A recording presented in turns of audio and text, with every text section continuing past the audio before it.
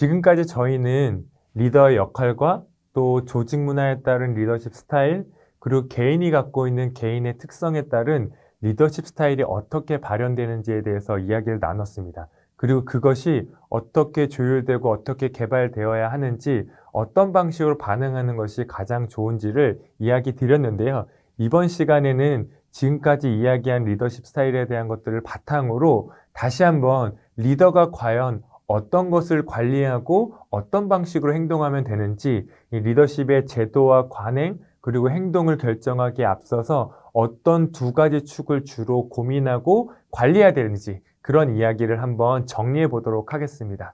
일단 좋은 리더란 어떤 사람일까요? 어떤 리더를 우리는 흔히 좋은 리더라고 생각할까요? 저희가 생각하는 개념보다 우리의 직원들은, 우리가 함께하고 일하고 있는 팀원들은, 조직원들은 어떤 리더를 좋은 리더라고 생각할까요?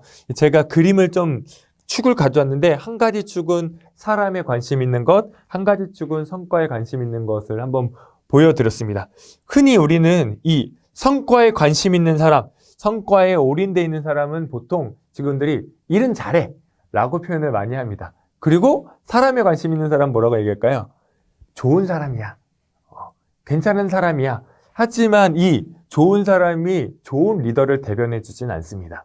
오히려 이 사람에 관심 있고 성과에 관심 있는 두 가지 축이 함께 나타난 사람을 우리는 흔히 사람 활용을 잘하고 조직의 성과를 가져오는 좋은 리더라고 표현을 할 수 있겠죠. 그래서 많은 사람들이 리더가 너무 다른 사람에게 관심이 없으면 안 돼 라고 하면서 좋은 사람이 되면 좋은 리더인 것처럼 오해하기도 쉽고, 어떤 경우에는 조직의 퍼포먼스를 내는 사람이 리더이기 때문에 이런 성과만 내면 돼라는 한 가지 축만을 가지고 한 가지 축에만 조금 이렇게 치우쳐 있어서 약간 좋은 사람, 일은 잘하는 사람, 이런 식으로 좋은 리더와는 좀 다른 모습을 보여주기도 하는 것 같습니다. 제가 재밌는 그래프 하나를 좀 보여드리려고 하는데요.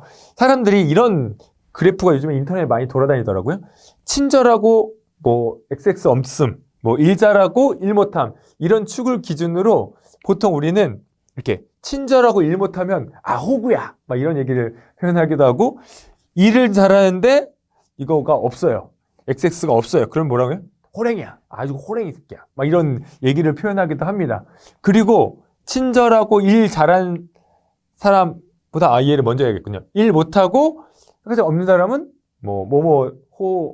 이런 거 있잖아요. 욕하면서 나쁜 사람이야 이렇게 얘기하는데, 사실 일 잘하고 친절한 사람, 이런 사람은 호인이라고 얘기하는데, 리더도 사실 일을 잘하면서 친절해 호인이 되는 거지, 일 못하는데 친절하다고 좋은 리더가 되지 않고, 또 일을 잘한다 하더라도 막 친절하지 않은 사람에 대해서는 좋은 리더라기보다는 가까이 가기 싫은, 그냥 내가 너 일 잘하는 거 알겠어. 근데 당신과 함께하고 싶진 않아요 라고 얘기하는 호랑이 같은 그런 리더가 될 수 있다는 겁니다. 그래서 궁극적으로 저희가 두 가지에 대해서 이야기하고 있는데, 한 가지는 성과 관리라는 축, 또 한 가지는 사람 관리라는 축, 이 두 가지 관점에서 우리가 어떤 제도를 운영할 것인지, 어떠한 행동을 하고 어떠한 관행을 가지고 있을 것인지를 고민하는 것이 중요합니다. 그래서 사실 우리가 갖고 있는 리더십 스타일과 조직 문화에서 요구하는 리더십 스타일을 가지고 이 두 가지를 어떻게 관리할 것인가, 이 두 가지를 어떻게 활용할 것인가를 이제 정돈해야 된다라고 생각이 듭니다. 어느 하나에 치우쳐서 결핍되면 안 되는 것이 제일 중요합니다. 그래서 첫 번째로는, 그러면 사람 관리하는 기술은 무엇인가? 리더십 스타일에 따라서 사람을 관리할 수 있는 기술은, 보통 우리가 이런 말을 제일 많이 합니다. 적합한 사람을 뽑는 것, 그것을 위한 채용과 배치에 대한 제도와 관행, 혹은 그런 스킬들이 필요합니다. 그리고 사람을 성장시키기 위한 코칭과 피드백을 하거나 평가 보상을 하는 이런 제도와 관행을 통해서 이런 사람을 성장시키는 스킬을 가지셔야 되는 거죠. 그런데 많은 사람들이 오해하는 것 중에 하나가 뭐냐면, 이런 평가와 보상이 단순히 사람의 기분을 좋게 하거나 그 인센티브를 통해서 이탈하는 것들을 방지하려고 활용을 많이 하시는데 사실 철학적으로는 이 평가와 보상은 사람을 성장시키는 데 사용되셔야 그런 관점에서 얘가 제도가 운영이 되셔야 사람 관리 기술로 운영이 되셔야 온전하게 긍정적인 역할을 가지실 수 있습니다. 그리고 일을 하고 싶게 만드는 직원을 몰입하게 만드는 기술이 무엇인지를 아마 배우시고 익히시고 훈련하시면 도움이 될 거라고 생각합니다.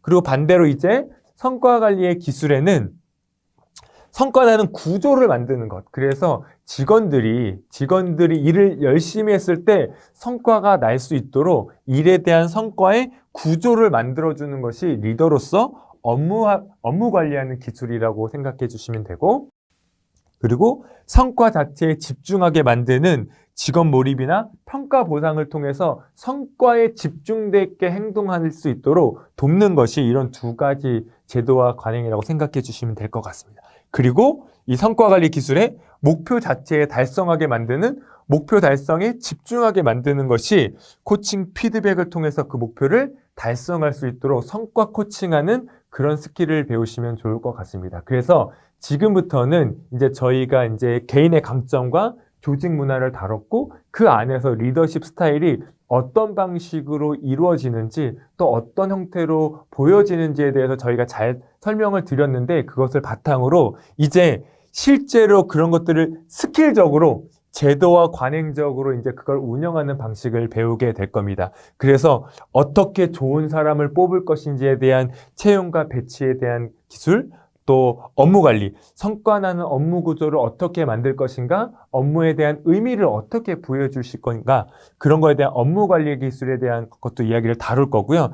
그리고 직원 자체를 성장시키고 성과 나게 만드는 코칭과 피드백, 단순히 경청하고 잘 들어주고 이해하는 이런 감정적 코칭을 넘어서 성과를 이끌어내주고 성장을 도와주는 코칭과 피드백의 기술이 무엇인지, 또 평가와 보상을 할 때는 어떤 방식으로 평가와 보상을 하는 것이 직원들의 만족감도 있고 또 직원들을 성장시킬 수 있는지 그런 평가 보상에 대한 제도와 또 이 철학을 담은 제도와 어떤 스킬적인 부분들을 좀 다룰 예정입니다. 그리고 마지막으로는 궁극적으로는 이런 것들을 통해서 실제 직원들을 몰입하게 하기 위해서는 어떤 행동을 하고 어떤 대화를 하고 어떤 부분들을 건드려주고 어떤 부분들을 관리할 것인지에 대한 직원 몰입하는 기술에 대해서 이야기를 나눌 겁니다. 사실 지금까지 세 가지 중요한 챕터들을 시간을 오래 다룬 이유는 이러한 철학적인 배경 안에서 얘네들이 다루어질 때 아마 리더로서